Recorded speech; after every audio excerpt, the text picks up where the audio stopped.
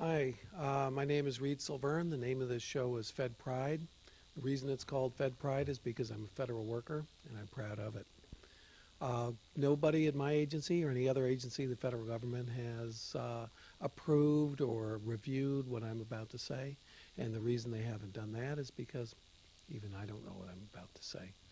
Uh, uh, Everybody who follows politics knows the Republican convention is going on right now as we speak. It's on the Family Channel. It's on C-SPAN. It's on most of your networks. It's GOP TV is on the Family Channel. And right now, the Republican convention is happening. And speeches are being spoken and things are being said. And a lot of those things are very, very important to how this election is going to go and to how the country is going to go, and certainly important to federal workers because the president and vice president of the nation are going to get elected on November 5th. And there's a lot of questions, a lot of history behind the convention system. The convention system was really the place where the presidential candidates were selected for many, many years, and that pretty much stopped in the last 20. And as recently as, I believe, 1952, they had conventions with 4 or 5 ballots where going into the convention, nobody really knew who was going to get nominated for the Democratic Party. And that was true for the Republican Party, too. And that's because that's changed a lot, and that changed around 1972. The last, 1964, the Goldwater, the convention that nominated Goldwater for the Republican candidate, they didn't even know that Goldwater was going to win. That selection was done during the convention. So during the whole convention, there was real drama and things really happened. Today, convention is more of a scripted, some people call it a sitcom, where every single word has been scripted in advance. There's a theme for every day. Certain speakers are chosen to speak for each day, and it's basically a big unity party and a 4-day ad. Why is that still important? And that's still very, very important because, first of all, it picks the tone. Secondly, it really starts off the campaign. And thirdly, if it's badly handled, it can blow a campaign and can help pick who's going to get elected for president, even if it doesn't pick who's going to be nominated for president. And a good example of that is 1992.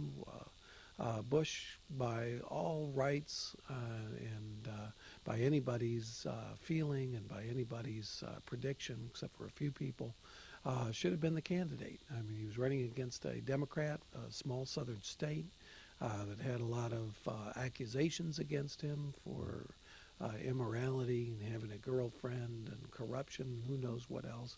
A lot of the Whitewater things were already out, at least known to some. And certainly the Jennifer Flowers thing was out. It was a character problem. He was running against a president who at one point in his presidency had the highest approval rating in history. And that was right after he won the Gulf War. And let's face it, Bush deserves a lot of credit for mobilizing a tremendous force, for utilizing the magnificent military that we have, and for getting out there and actually putting the forces in place to win that war in a sudden blitzkrieg attack, and actually pulling off a sudden blitzkrieg attack that achieved the main goal of the war, which was not to overthrow Saddam Hussein, but to reconquer Kuwait and give it back to its rightful ruler, the Sheikh. And he did all that. And from 1992, from being the winner of the Gulf War and the most popular president in history, he fell and fell and fell and lost the election. Now, Perot had a lot to do with that, but also what happened during that convention. There was a lot of strident rhetoric. Pat Buchanan, through a mishandling of the media and a mishandling of how long the speakers were going to be. The primetime speech was given by Pat Buchanan, and he came in there with a right-wing hell and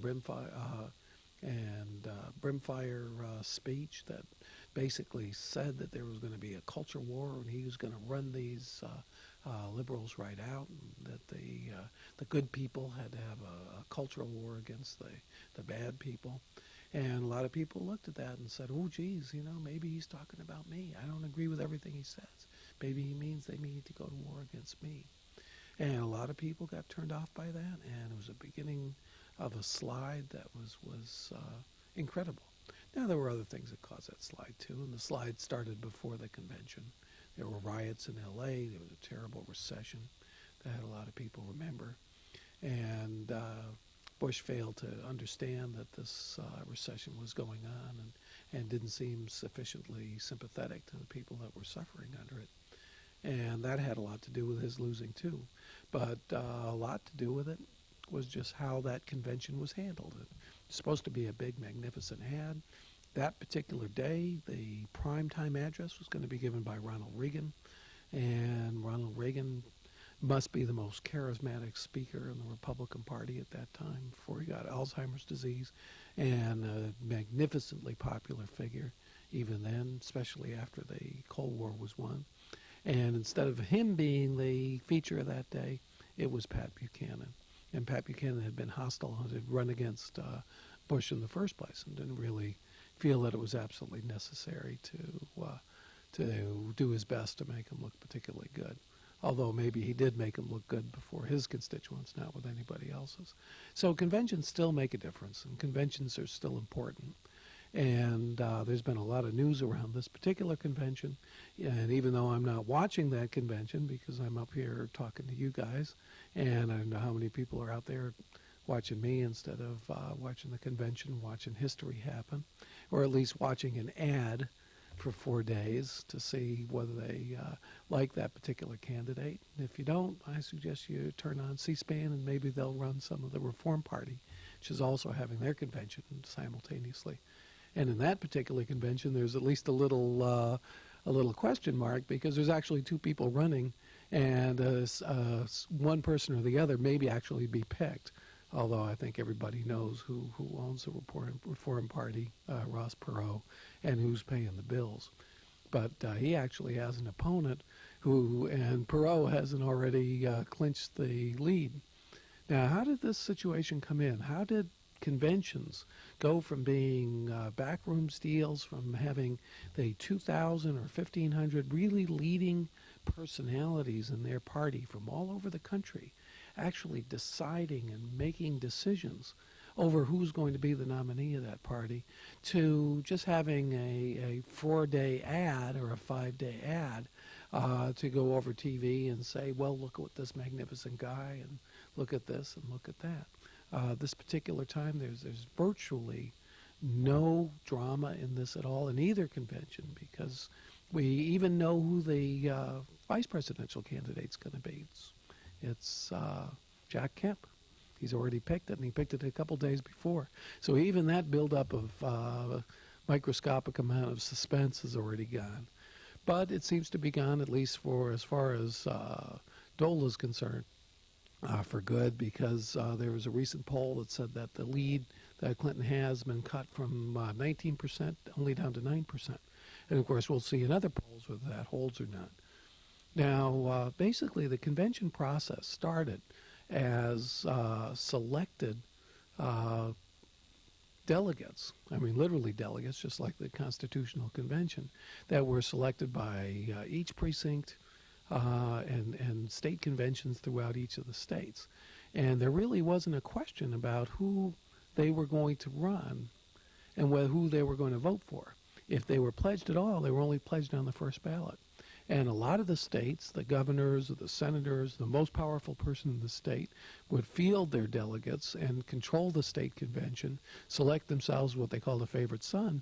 They'd go there in order to put their 2 cents in and maybe get themselves picked as vice president, or if they could get other states behind them, become the nominee themselves.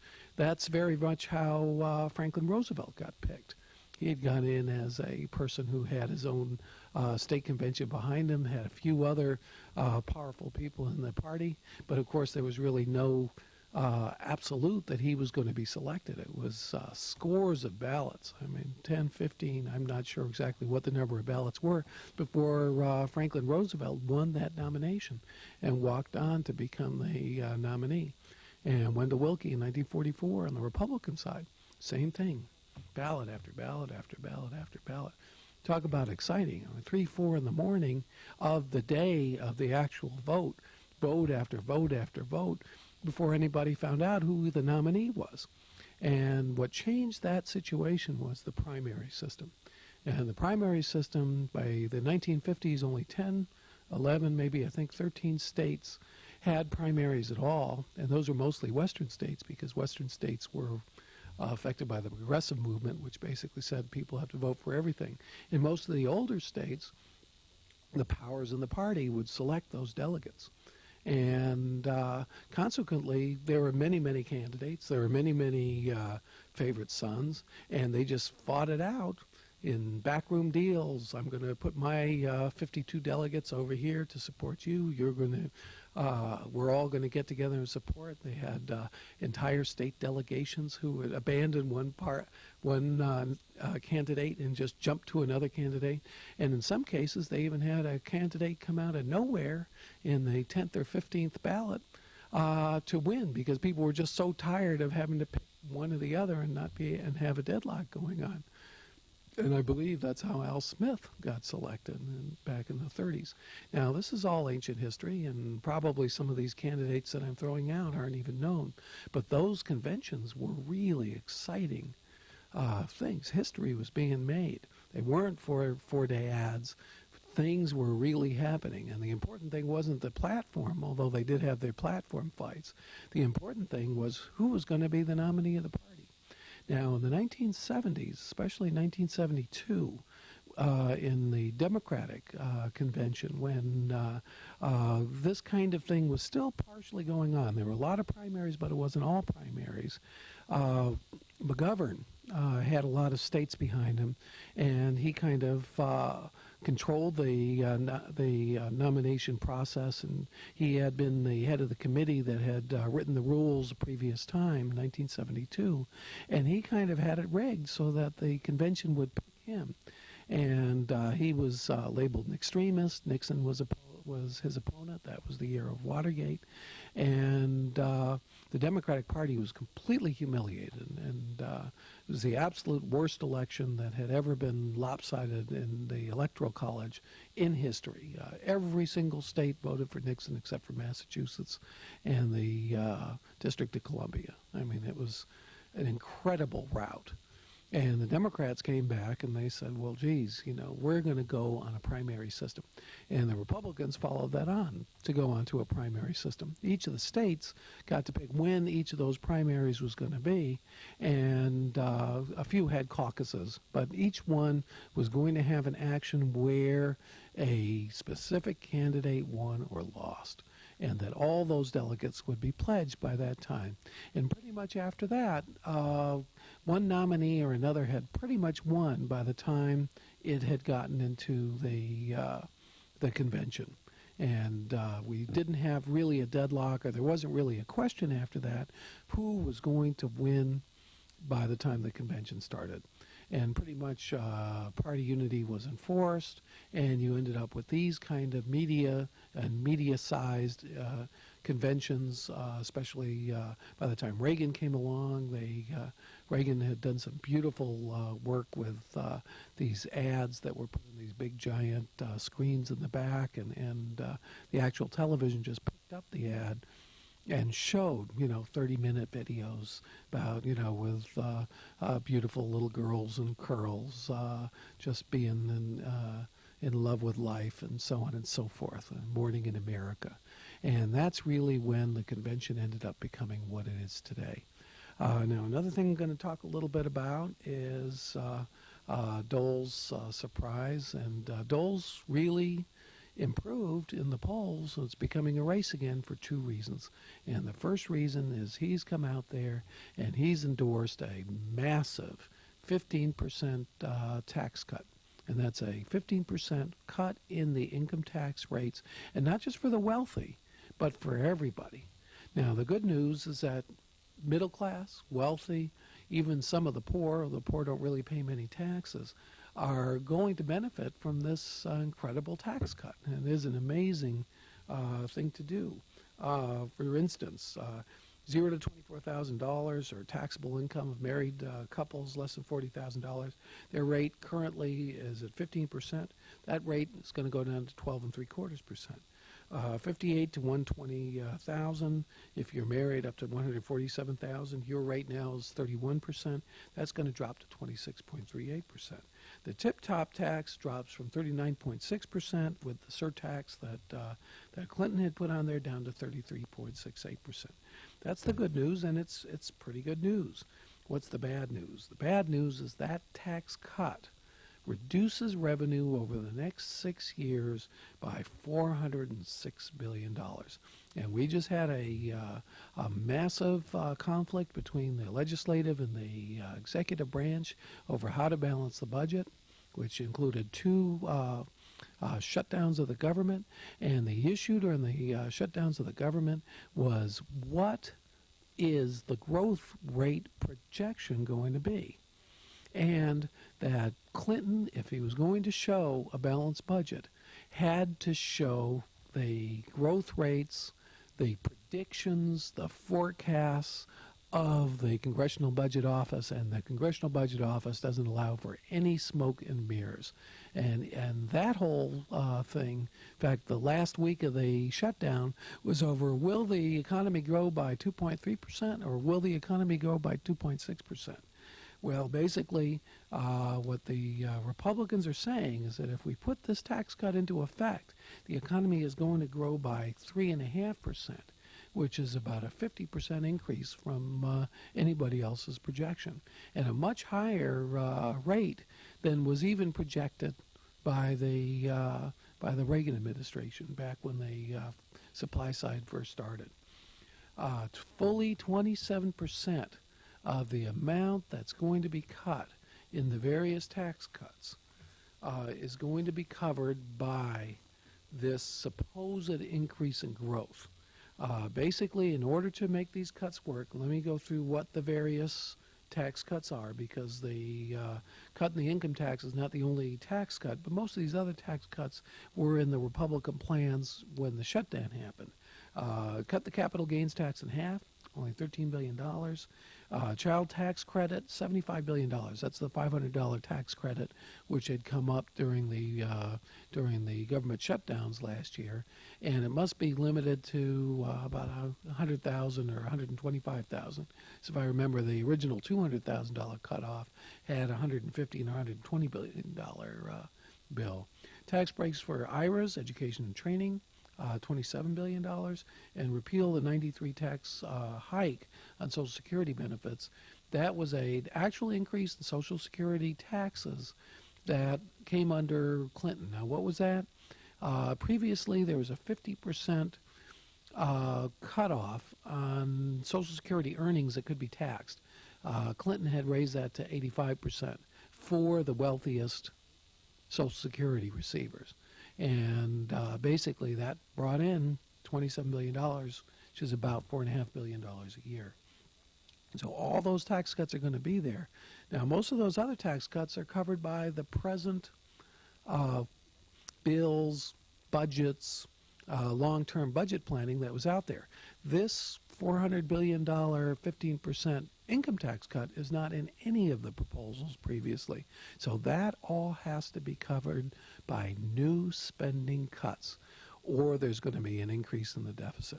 And there's no doubt about it. The deficit has been cut from $290 billion a year in the last year that Bush was in there, down to $107 billion a year this year, almost by two-thirds, or at least definitely by three-fifths. And one of the reasons that those cuts in the deficit, we haven't balanced the budget yet, but we're getting much closer, has occurred, is because you actually pay for what you get. If you get a bill and you pay it, then you have no deficit. And the overall tax burden and debt burden of the country doesn't increase. But if you don't pay it and you incur a bill, then you have a deficit. And that's just the same thing in a household, it's the same thing in a business, and it's the same thing in a government. And when you cut the taxes by an extra $400 billion over 6 years, you better darn well be able to cut the spending. Now, I know Dole is for a balanced budget amendment, but what the balanced budget amendment would do would force massive cuts if there's a deficit situation and if things don't work out the way they were. Basically, he's going to have to cut spending by $99 billion a year to each one of the 6 years. And his assumptions to do that are $39 billion in cuts that are already proposed in the present balanced budget plan. It's $39 billion per year, multiplied by 6, it's a little less than $240 billion. And that includes cuts in welfare, Medicaid, other spending. $15 billion per year is going to be cut by cutting non-defense administrative costs 10%. Now, that sounds like a really easy thing to do. Let's just cut all these bureaucrats by 10%. But, that's basically 10% of all the people who work for Social Security are going to be cut. They're not going to be there. Are you going to get your Social Security check on time? You're going to get your Medicare check on time? All those people, 10% cut across the board. So if you're going to cut those people, if you're going to cut all those expenses, administrative expenses, you better darn well be prepared to deliver less service to the people in the country, and slower checks and slower service, and some people are going to be waiting for their check for the Social Security, and it's not going to get there at the end of the month. They're not going to pay their bills. They're going to be pretty mad, or they're not going to be processed in time. So when their 65th birthday comes in, or 62nd birthday, they're not going to automatically get right on it. And when you start cutting services, you either have to become tremendously efficient, more efficient than they envision right now because they're cutting the federal workforce under the present projections and the present plan, or you're going to cut services. So that's going to get cut. Then he's going to sell the spectrum. And they've already tried to do that, and he tried to do that in the last telecommunications bill. That means that ABC is going to have to pay $2 billion to buy their station and the spectrum that their station takes. And NBC is going to pay for the whole thing. Well, I'm telling you, the last time around, by the time the broadcasters got finished with them, and the broadcasters and the telecommunication giants paid money, and Murdoch and all those people, that went by the wayside. Now comes the kicker. $25 billion, 27% of the amount that needs to be cut is going to be generated by new economic growth adding revenue, which means those lower taxes are going to actually receive and increase the actual money that's received. And you have to know that in the future years, they're already predicting increases in the actual amount of revenues received. That's going to increase by $25 billion a year. And times 6, that's $150 billion in order to make this thing work. And if that doesn't work, that is going to be an extra $25 billion a year added to the deficit. And in addition, unspecified other programs are going to be cut by $15 billion. So that's $40 billion, which is 25 for new growth and 15 for unspecified cuts per year, $40 billion a year for 6 years, times 6, $240 billion, a pretty penny. That could end up in the deficit because these projections aren't hit. Now, what's the other problem? The other problem is the Federal Reserve Bank. When the Federal Reserve Bank thinks the government is doing something inflationary, they have a tendency to increase the interest rate, to cut down on the money supply, and force a recession. So that this actual tax plan could actually create a recession instead of creating this tremendous growth, which is expected to increase revenues. So revenues could go down, expenses could go up, and you can end up with a recession plus the biggest increase in the deficit that we've ever seen. My name is Reed Silverne. The name of the show is Fed Pride. The reason it's called Fed Pride is because I'm a federal worker and proud of it. Thank you very much for watching my show, and I'll talk to you. talk to you more next week. Thank you very much.